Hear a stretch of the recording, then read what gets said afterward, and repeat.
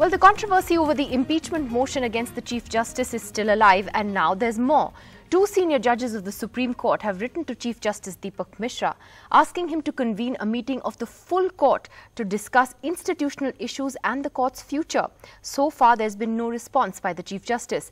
The letter has been written by Justices Gogoi and Lokur. In fact, Justice Gogoi is expected to take over from Dipak Misra as Chief Justice later this year. A full court meeting of the Supreme Court basically means a meeting of all judges, and it is convened when there is a matter of public importance relating to the judiciary that comes up. In recent weeks, two other senior judges also wrote to the Chief Justice asking for action to protect the judiciary from undue interference by the government. There has been a lot of back and forth between the government and the judiciary on judicial appointments, and that is a separate controversy that continues. Well, joining us right now to talk about this turmoil in the judiciary is the former Attorney General of India, Mr. Sori Sorabji, Senior Advocate of the Supreme Court, Mr. Prashant Bhushan, who has of course been someone who's been part of that impeachment motion as well against the Chief Justice, and Sanjay Hegde continues to stay with us. Mr. Sorabji, it is rather disconcerting every other day now to see some controversy or the other with regard to the Supreme Court, sir. What do you make of this letter by Justices Gogoi and Justice Lokur to the Chief Justice asking for the full court to be convened? Well, it is disconcerting that such things should happen in the judiciary, in the Supreme Court. But I don't know about the letter asking for the full court. I think the real thing would be for the Chief Justice to meet the people who have written the letter, discuss the matter, try and find solutions and resolve it in an amicable manner. Let it not blow up into a controversy or a divide between the two of them. Because what's important is the public perception in the independence of the judiciary, in its ability to dispense free and fearless justice should not be affected. And this sort of letters to the Chief Justice by two judges and the Chief Justice not replying or replying in another manner is not good for the institution. I think the Chief Justice should show statesmanship, leadership, meet the concerns of the Chief Justice and try and resolve it. So you do admit that that as an institution, you think that the Supreme Court has come under a bit of a cloud, Mr. Sorabji, with this and with all the controversies we've seen over the past few months, particularly the press conference by the judges? Well, I don't say under a cloud.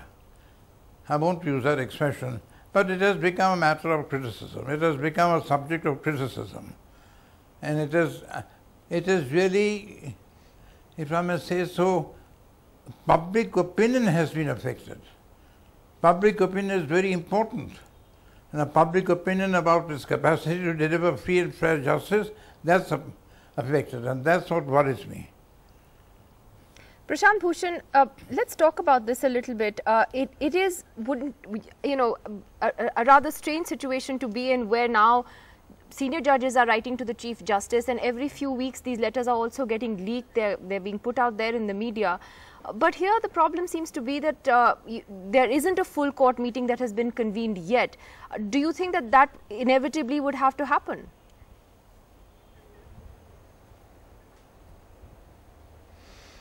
You see, this problem has been brewing in the Supreme Court for the last more than 4 months.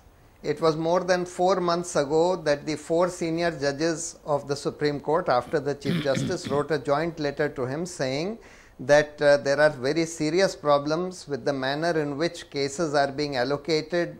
Part-heard cases are being taken out from benches and given to other judges.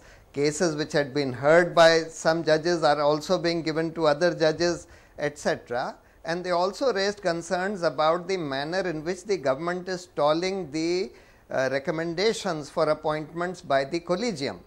Now, despite that letter, nothing was done by the Chief Justice to remedy that situation, which led to these 4 judges addressing that unprecedented press conference in January. But even thereafter, absolutely nothing was done by the Chief Justice to remedy the situation, and we saw the same rampant abuse of his power as master of the roster, to the extent that he goes on to deal with a case involving himself in that medical college case. Now, thereafter, the Justice Chalameshwar and Justice Kurian Joseph have written separate letters about the manner in which the government is stalling the appointments. They wrote to the Chief Justice that, look, this is a very serious matter where we need to have a full court meeting to discuss this whole issue and thereafter form a judicial bench perhaps of the 7 senior most judges to deal with the matter on the judicial side. How can the government be allowed to just go on stalling appointments and thereby stifling the independence of the judiciary? And there is also a widespread public perception which has been given, which has also been mentioned by these judges, that the government seems to be using the Chief Justice in all these politically sensitive cases, and that is what comes out when you see the impeachment motion and the part about the abuse of master of roster by the Chief Justice. Well, I want to take that to Sanjay Hegde. First to ask you, what happens in an open court meeting? What does it mean, a full court meeting? And just explain that to us for our viewers. And B, where do you stand on this? I mean, there are two things that are happening here. You have the judiciary and the executive at loggerheads, which is not healthy. And then within the judiciary, you have this turmoil, which is even more unhealthy. Tell us about both. See, let me explain what happens in a full court. A full court is the entire court sitting in its magnificent conference room, all the judges, and they discuss a lot of things. So, here are 2 judges asking for a formal full court meeting so that all of them together as one family can take collective decisions, and that can be embodied through the Chief Justice, because the Chief Justice embodies the institution. No matter what differences you have, ultimately the court generally tends to speak through the Chief Justice. It is only now that we are hearing multiple voices. So, it is, I do not see anything amiss.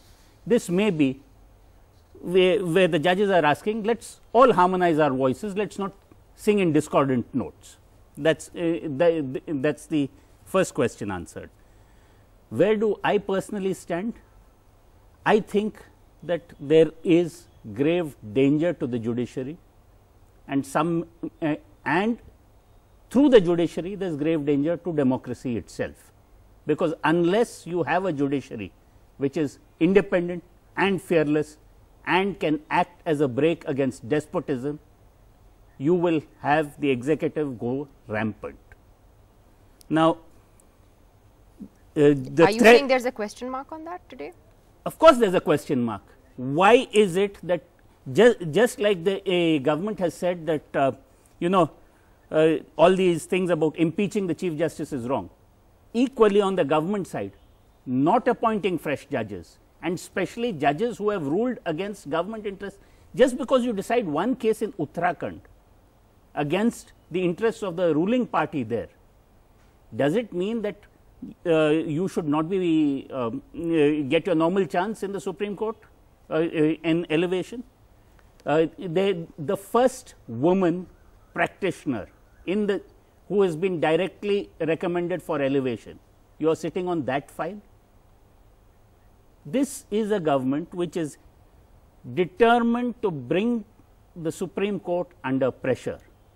Now, adding to the pressure is of course the fact that the Supreme Court is speaking in multiple voices. In these circumstances, if the judges say, let us all get together in one room and speak with one voice, I would certainly welcome that.